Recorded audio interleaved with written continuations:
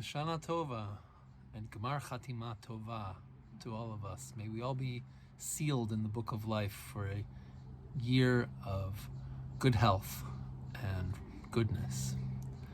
I'm Rabbi David Finkelstein of Temple Beth Israel in Waltham, Massachusetts, coming to you from my front porch here in Waltham on this Yom Kippur day. This video is for Yom Kippur day, although it's been recorded before.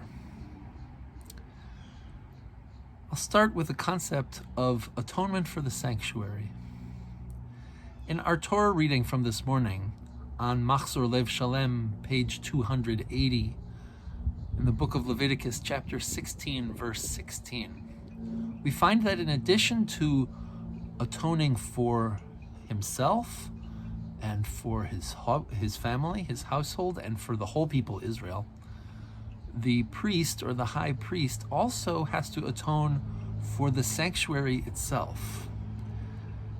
The Torah reading says, "Thus he shall purge the shrine or the sanctuary of the impurity and transgression of the Israelites, whatever their sins. And he shall do the same for the tent of meeting until he comes out to make expiation for himself and his household and for the whole congregation of Israel." Why is there a need to atone for the sanctuary itself? Well, it seems that the sins of the people have somehow adhered to the building. Or perhaps the building stands in for the institution of really this whole system that enables the Jewish people in ancient times to receive God's forgiveness. The institution has sins stuck to it. Is this a concept of institutional sin? Something like original sin in a way, because it's a sin that somehow travels from one generation to the next, maybe for many generations, a heritable or inheritable sin. Well, let's put that in our pocket and keep walking through some other thoughts. We also have in our readings today, there's so many interesting readings, the word michshol.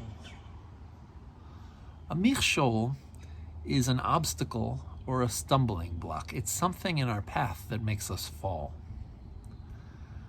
And a stumbling block is different from an obstacle because you can get up, dust yourself off, and keep moving forward. But an obstacle may or may not be, you may not be able to navigate around an obstacle. So this is a stumbling block. The alternate Mincha Torah reading, which we'll be reading later, the reading which we actually do, has a verse that has this word in it. We're now on Machzor Lev Shalem, page 366, the book of Leviticus, chapter 19, verse 14. The verse says that one should not put a stumbling block before the blind. And then this word comes up again. In the Haftarah from this morning, the Haftarah which was introduced, chanted, and postluted so wonderfully by Yaron Shragai, it begins, build up, solu, solu, a highway. Clear a road, remove all obstacles, michshol, from the road of my people. Well, when we say that we shouldn't, when the Torah says we shouldn't put a stumbling block before the blind, that's about individuals and their particular path, and that individuals should have access and freedom of movement. But in the Haftarah, we have something that is not individual but rather collective, that the people has a path, the people is going somewhere, and that path should not be obstructed, and people should not be made to fall on that path. A question that I'm asking is, what obstacles or stumbling blocks are in the way of individuals in our community? And what stumbling blocks stand in the way of us as a community? Some of those may be identical, but some may be different. How can we build up our highway at TBI so that Jews of all kinds can walk with us? And what obstacles need to be removed and how? Well, I'm very happy to say that we've already been addressing this work in some very meaningful ways. We've made a great start at removing obstacles, and we've had help from the Ruderman Synagogue Inclusion Project. With their help, with advice from Matan Kach and others, we've made available large print sidurim and fidget spinners, reading glasses. We've increased our microphone use to maximize accessibility for people with hearing impairments. Of course, some of these things are on hold while we're doing our services on Zoom online. But these are changes which we'll come back to in the building eventually. There's also been significant consciousness raising about mental health disabilities, conversations that have been led by our member Howard Trachtman in discussion with mental health professionals and the people of Ruderman. Our crowning achievement has been the accessible bathroom on the same floor as the sanctuary, which I'm told is going to be completed next week. And that is really a milestone for Temple Beth Israel. It makes a very big difference about who can join us in our sanctuary and who can't.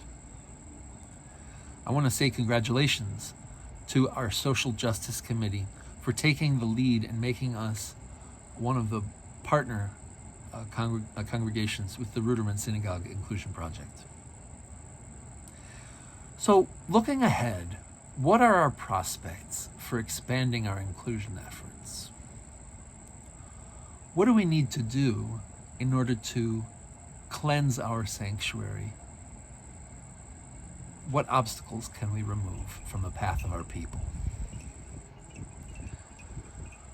Well, I think one direction for us to look, a very important direction, is the direction of removing obstacles for the marginalized. There are those among us who have felt shamed for being who they are because of Jewish, American, institutional homophobia. In our traditional Mincha Torah reading, which we will not be reading this afternoon, we have a verse on page 364 of Machzor Lev Shalem, in Leviticus chapter 18, verse 22. The verse says, Ve'et zachar lo tishkav mishkavei isha toevahi. It says that a male should not lie the lyings of a woman with another man. It is an abhorrence.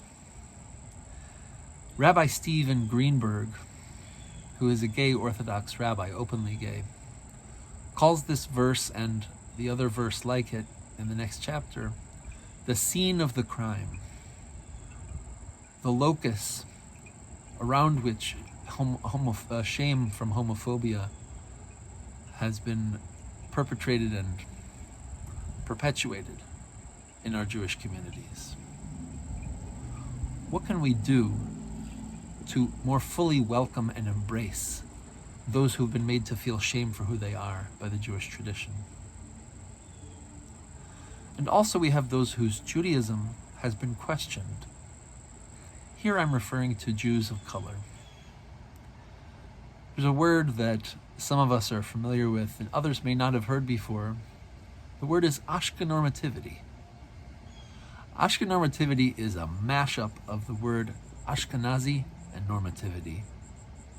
And it means that we make assumptions, we might make assumptions about who is Jewish based on whether or not they're white. That we associate Judaism here in New England with being of Eastern European descent. And that is simply not true for many, many Jews. Racism is not an inheritance from our Torah.